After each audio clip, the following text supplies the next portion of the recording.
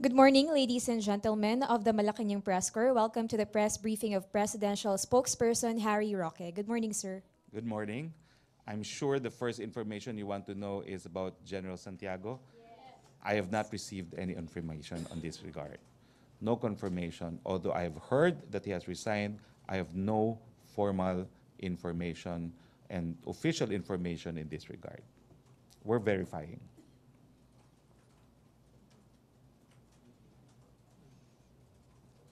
Okay, I think the floor is now open for questions.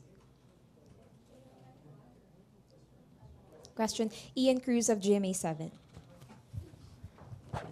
Good morning po, Secretary. Hi, Ian. Yes, good Sir, morning. nababanggit ni RJ Nieto na tila nagkamali daw yata ang Pangulo sa pagpili sa inyo. Ano pong sagot ninyo doon? Well, it's a matter that he should address to the President because the President appointed me. Follow-up question, Ina Andalong, CNN Philippines.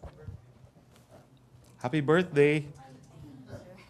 Actually, sir, in relation to that, Mr. Nieto in one of his posts, said nga po na he believes your appointment was a mistake, and he called on his followers to share that post para daw po makarating sa Pangulo. What do you think about this apparent effort to have their concern reach the President? Of course, the concern being that you be removed. We serve at the pleasure of the President. All cabinet members serve at the pleasure of the President. What I will do is I will facilitate receipt of this information by the President. I will tell the President that Mr. Nieto has said that I should be removed. I will relay that to the President. Okay. Sir, but how do you feel about the reaction that your statement on media freedom was received by staunch supporters of the President online? Obviously, I'm sure it has already reached you. The President gave me 2 marching orders: do what is right and stay to the truth. I stated what I think is right, and I stated what I think is true. I am a spokesperson. I deal with the Malacañang Press Corps, and I have long been an advocate of freedom of expression. I leave it at that. That's the nature of this freedom. I do not deprive the social bloggers of their freedoms as well, and I take all the criticisms as valid inputs in the free marketplace of ideas. I've always taken all criticisms as valid input in this free marketplace of ideas. Do you still intend, sir, to have a meeting or a talk maybe to ASEC Mocauson, as you mentioned yesterday? I'm always in contact with ASEC Mocauson, no, because I really consider her as a friend, and I really want ASEC Uson to, kumbaga, to get, to optimize, no, the role of ASEC Mocauson in the free marketplace of ideas. She has so much potentials because she has so much followers, so much influence, and I would want that kind of influence be used towards nation building. Thank you, sir. Pia Renada of Rappler. Sir, there are some observations that you defending the media, rights of free speech of everyone, is actually creating or making more apparent the differences even within the Duterte supporters. Because, for example, looking at comments on these posts by the staunch supporters, there are actually some who believe that you could be the voice of the Duterte supporters who still want to support the president but don't necessarily want to speak in such a manner. Do you think that this is going to be your role? My role is spokesperson. I communicate palace messaging to the people in general. That includes the social media.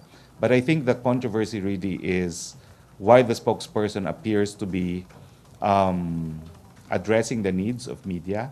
So I guess the answer is very simple. Every Tuesday, Thursday, and sometimes on Mondays, I face the Malacañang Press Corps. I deal officially with the Malacañang Press Corps. ASEC Uso is in charge of social blogging.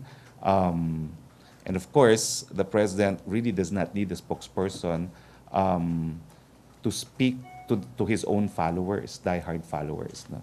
So I speak as a spokesperson of the President to all Filipinos, especially to those who I believe should have a better understanding of what the President is doing and what the President is saying. Okay. Any more question? Leila Salaveria of Inquirer. Sir, another topic na.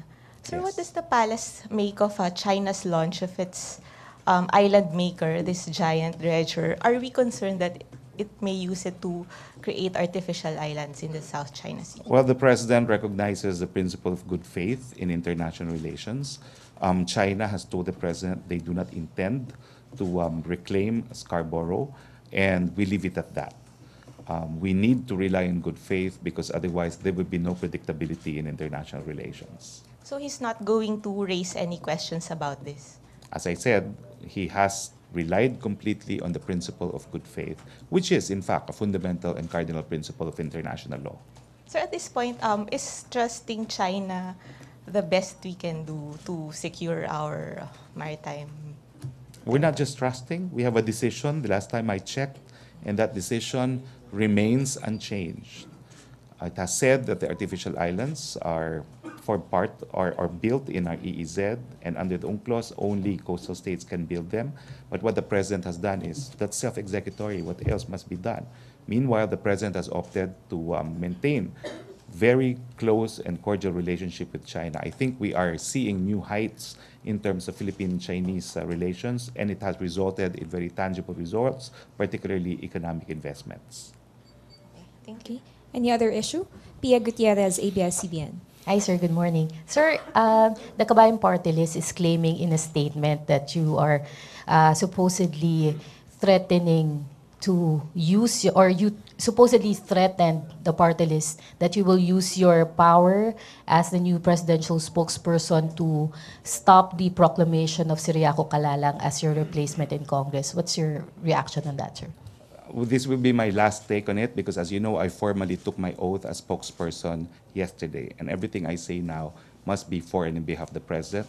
The president is not involved in the Kabayan Row, but by way of a final statement on the Kabayan, that matter will soon be addressed in the COMELEC. The COMELEC is the proper forum to determine who will be the third nominee who will be replacing me, and we will, or the party, the Kabayan Party List, will subject itself to the jurisdiction of the COMELEC in this regard.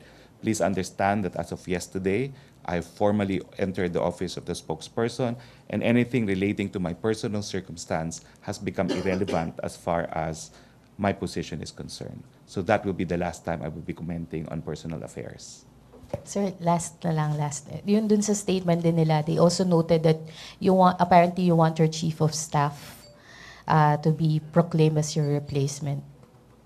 That's not my decision. It was a decision of a party congress held. No? So that's a decision of Kabayan Party List, not mine. Thank you, sir.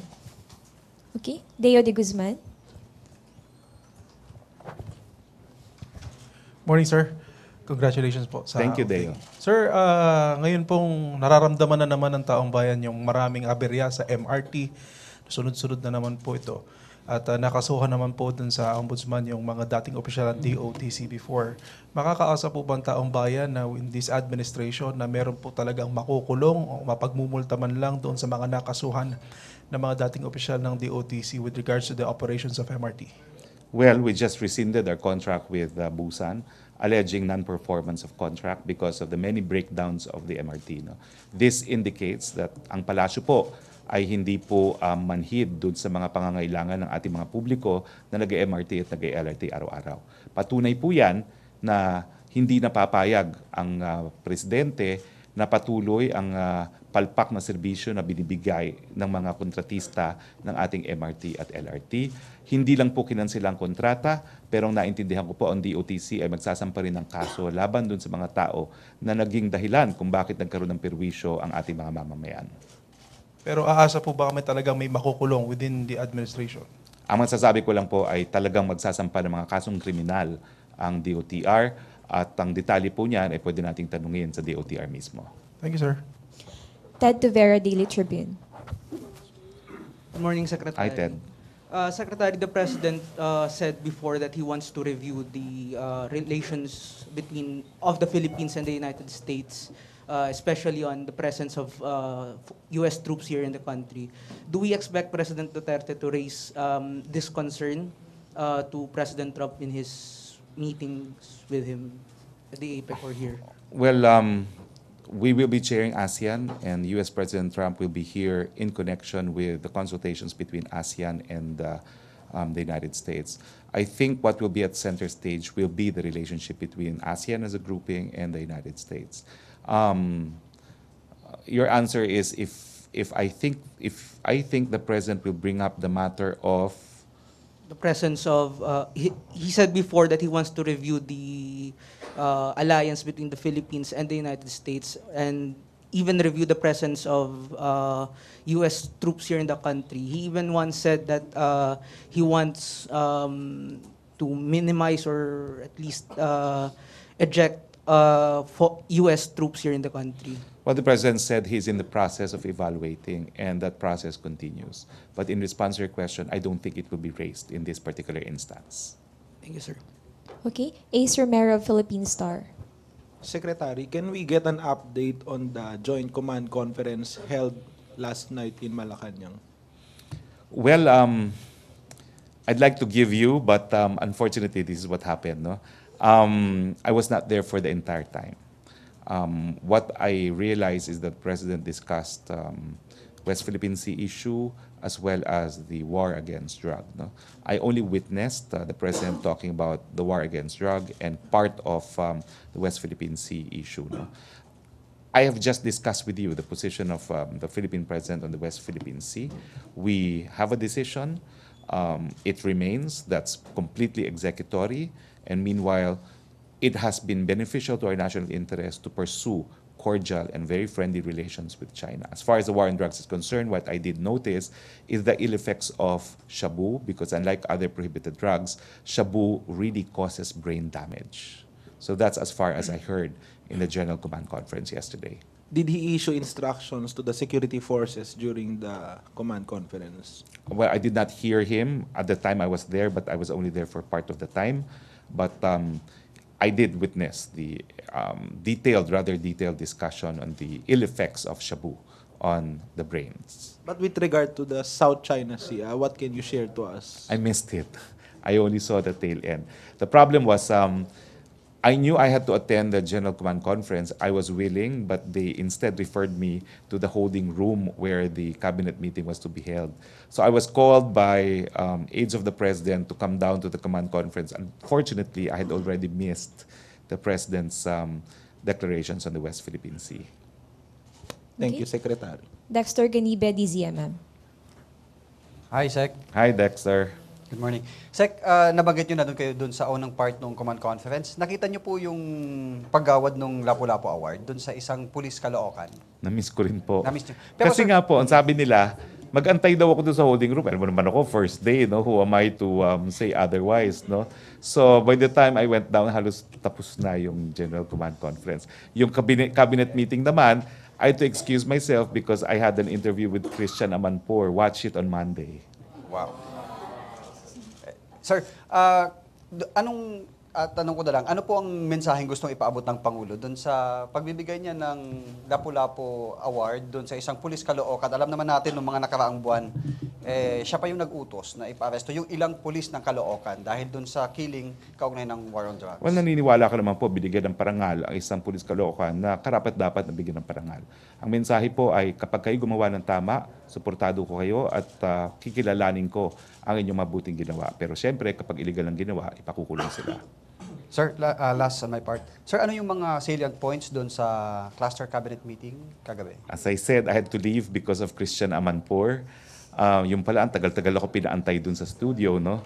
So, I still have to get the transcripts of the cabinet meeting. But what I did see, the first in the agenda is the rebuilding of Marawi. And the very first item on the agenda taken up was a report of Cabinet Secretary HUDCC Chair General Del Rosario. No? And I did see that part of the issue that he was discussing was that they're not just building homes, they're rebuilding communities. No? So the rehabilitation will not just be all about houses, it's about schools, it's about places of worship, it's about parks, it's about civilians, the Bakwits, allowed to resume their daily lives under normal circumstances, or under as normal as circumstances as can be. Okay? Yes, sir. Microphone, please. Sir, good morning. Sir, regarding kay CJ Sereno, bali, nag-comment siya, sir, na hindi daw siya magre-resign. That's fine. Regardless dun, That's her answer, and we let it be from now on. The suggestion was made to resign so that the constitutional process of impeachment will not have to continue, but since she refused, we will now let the constitutional process of continue to proceed. Henceforth, that's the call of the House, and that's the call of the Senate. Chona, you inquirer. Sir, just to follow up on that, the President said before that he will personally file an impeachment complaint against CJ Sereno and Ombudsman Conchita Carpio Morales. Ano pong update? Magpo-file pa ba ang Pangulo considering that you said kahapon na there's enough basis na dun sa impeachment na nasa House ngayon? Well, he doesn't really have to file an impeachment complaint against either because I think other individuals have done it for him. No? And there can only be one impeachment complaint per year. No? So we know that the impeachment against the Chief Justice is now being deliberated upon by the Committee on Justice. I expect the committee to resume its hearings on the existence of probable cause after they come back from the recess this 20th of November. So henceforth, our position will be let the process continue. Let the House take care of the impeachment complaint, and after that, we'll see if it will reach the Senate. Follow up on that? Okay. regarding on the Ombudsman, sir, they are planning to make inquiry regarding po dun sa 6.4 billion pesos na drugs sa Bureau of Customs. I believe the PIDEA has said that they have found probable cause to file charges for drug trafficking, including against customs officials. So it's not as if charges are not being filed. PIDEA has concluded its investigation. They're convinced of probable cause. They will file the necessary and corresponding criminal charges before the Department of Justice. Okay. We have another question. Gentleman from Brigada, please state your name, sir. Lay Baguio, sir, from Brigada. Yes, Lay. Sir, bukas po kasi ika-4 na anibersaryo ng Yolanda. So, may aasahan po bang good news yung mga biktima? May announcement po ba tayo bukas na gagawin? At sa pagkakaalam po natin, parang may task force na binuod si Pangulong Duterte. Baka may mga highlights na po na pwede nating ibahagi sa kanila. Well, unfortunately, tomorrow po, paalis ang Pangulo. Kasama po ako for Vietnam at 12:30. Pero I will suggest po siguro that we deliver also a statement in the departure ceremonies about Yolanda. But the point I want to stress is that, number one, we join the victims of Yolanda in decrying the very slow rebuilding of Yolanda. And to address this, the President has asked General Del Rosario and Wendell Avisado to act as point persons in the rebuilding of the Yolanda-ravaged communities.